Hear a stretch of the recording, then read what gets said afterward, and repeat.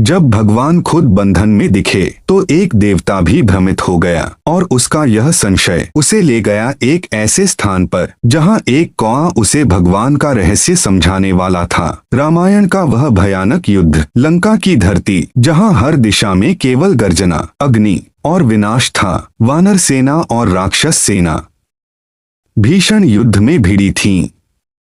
तभी अचानक आसमान काला पड़ गया, हवा रुक गई और फिर बारिश नहीं, नाग बरसने लगे, विषैले फुफकारते हुए। यह था मेघनाद का मायावी अस्त्र। उसकी हंसी गूंजी, आज राम और लक्ष्मण का अंत निश्चित है। और तभी एक दिव्य बाण छोड़ा गया जो सीधा जाकर लगा राम और लक्ष्मण को, और देखते ही देखते वह बाण भयानक नागों में बदल गया। नागपाश दोनों भाइयों को पूरी तरह जकड़ लिया गया। धीरे धीरे उनकी चेतना लुप्त होने लगी। पूरी वानर सेना में हाहाकार मच गया। तभी जामवंत और सुग्रीव घबराकर पुकारने लगे, हनुमान, हनुमान। पर हनुमान युद्धभूमि में नहीं थे। अचानक दूर आकाश में एक तेज गति दिखाई दी। वह स्वयं हनुमान थे जो किसी और दिशा में जा रहे थे। किसी को समझ नहीं आया हनुमान कहाँ जा रहे हैं। क्षण भर में वे पहुंच गए पक्षीराज के लोक में, जहां सामने थे गरुड़। हनुमान ने विनम्रता से कहा, हे पक्षीराज, लंका में प्रभु राम और लक्ष्मण नागपाश में बंधे अचेत पड़े हैं। आप ही उन्हें मुक्त कर सकते हैं। गरुड़ ने शांत स्वर में कहा, मैं नारायण का सेवक हूं, बिना उनकी आज्ञा के कहीं नहीं जा सकता। हनुमान बोले, प्रभु राम ही स्वयं नारायण हैं और आज उन्हें आपकी आवश्यकता है।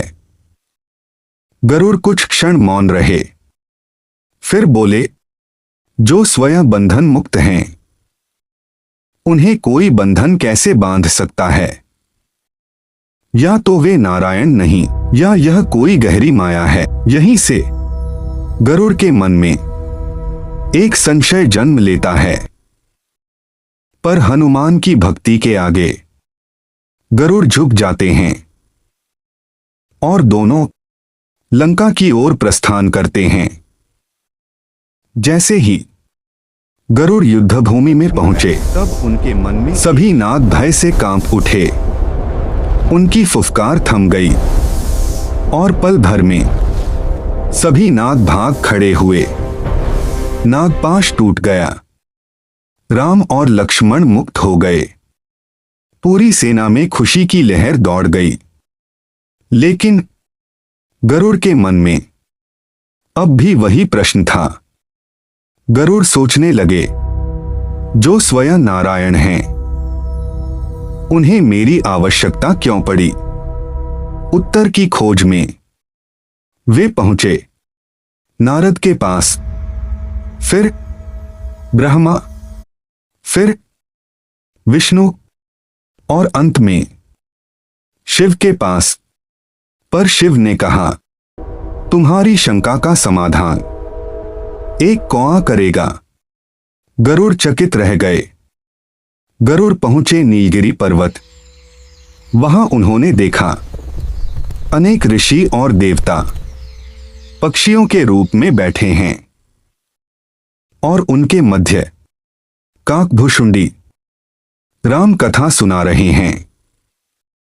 उन्होंने कहा, प्रभु राम केवल राजा नहीं, वे संपूर्ण ब्रह्मांड के स्वामी हैं।